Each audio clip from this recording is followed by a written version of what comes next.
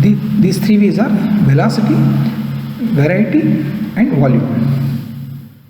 Velocity refers to the how quickly data is being collected and analyzed. Data collection is also important and analysis is also going to be an important thing. How fast that it is going to be done. Then variety refers to the different types of data sets it is going to be. It is not a single data set, it is going to be different. Maybe it is a video, audio, numerics. So we don't know which type of data that it is required and it is going to get analyzed. Especially in case of marketing, data is very important thing. So especially in case of trading. So every minute, every seconds we can say, changes will be there. A lot of money is involved in that. So the data, if it is going to be correct and if you are going to fulfill properly, then the gain is going to be there. Otherwise, there's a huge loss is going to occur. So the predictions are going to be very fast in this. So here big data concept is going to be one of the tools that they would use to understand this data and execution. Then volume refers to the scale of the data. Maximum it is going to be. Especially in trading, every seconds data is going to change. And at the end of the day, that it is going to say that, so this is what the statistics is, who is gained and who is lost their money in that particular trading. Now let us see that with these three that we can understand that where the big data is and how the big data is going to be. Some applications are going to be there in that. So what are the characteristics of this big data? Let me explain this. Understand. The characteristic of big data is defined in the sources and types of data. Different sources will be there, different types of data sets. First is machine data, where it is generated by IOT devices and typically unstructured data it is going to be. First point, machine data, which it is sensors are going to get collected and it is going to be unstructured. Second is transactional data. Here the sources are from the procedure, produce the data from transactions on these systems. It is a structure. It is the high volume. Example for this is banking sector, where there are no transactions are going to happen and always it is going to be a structured one. So even a single pie at the end, the balance sheet, always it will be input is equal to output. So that balance will be always, it should be matched. Okay. So how much amount is being drawn in the morning, at the end how much it is being expensed. It means it is being given to the customer. So both, if it is going to matches, the tally is going to be correct. If not, again there is a problem. 99% it will be tallying. Even 1% we cannot expect that. Okay. So that time I have to trace it, even the structured data also. Third is social data sources, where a large set of volumes of data is going to be present. And almost it is also a structured one. Here we can say that social medias, Facebook, LinkedIn, so many things are going to be there. Those things are going to be considered for this as a big data characteristics. And the final one, that is fourth, is enterprise data, where the data is going to be lower in volume but is very structured. The big data consists of all these separate sources. So if you collect from all these locations, then we can say that it is a big data applications or big data requirements, we can say. Now how you have collected the data, understood. Now how this big data is going to get processed? We need very fast execution.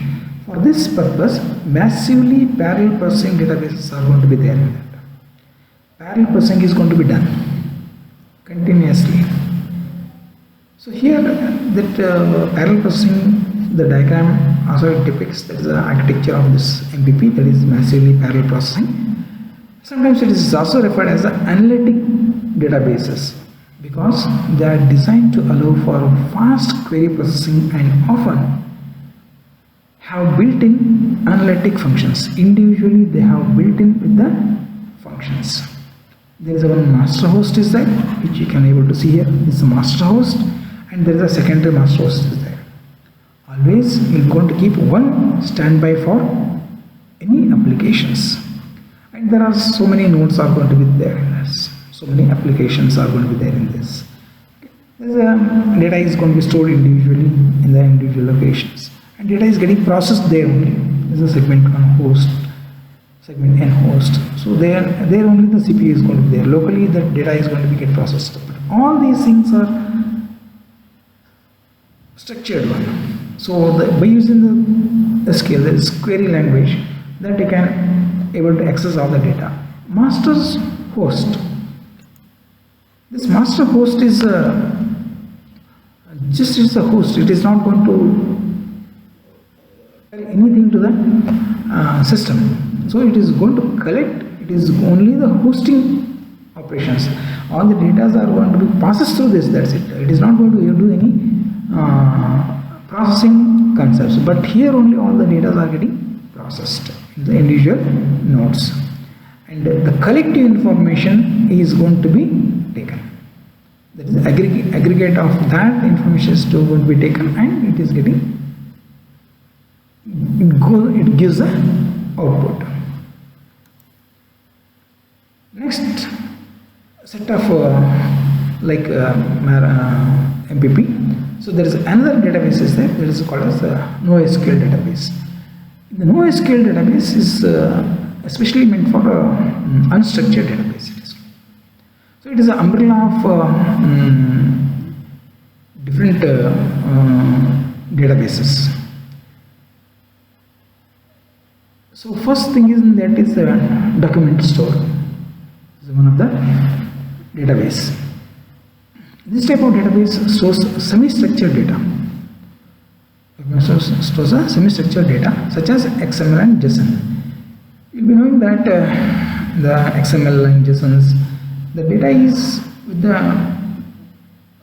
specific to the any user-friendly database. User-friendly names are going to be taken and they'll be accessed. Queries are going to be accessed based on that. So document stores generally have query engines and indexing features that allows for many optimized queries. So here the data is going to be optimized and indexed basically. So indexing, if it is going to be done, then faster way of execution of the data is going to be easy.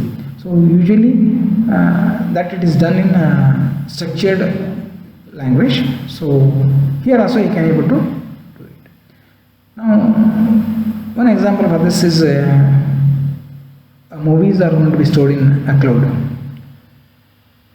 Now movies means we can say that n number of movies will be there, different categories of movies will be there. Then how you will going to access which movie that you want? You will be not knowing the movie name of the movie, but you know the categories of that movies. And based on the category that you will be going to categorize that movies. And for example, action movies will be there. Then we have entertainment movies will be there. So such movies that it is categorized, and inside that also again it is the categories will be there, different types. And since from the 80s, 90s, 70s, the movies are going to be, the collections will be there, and that is also indexed so that easy to understand and easy to take that particular movie from that particular category. So database is being stored like that.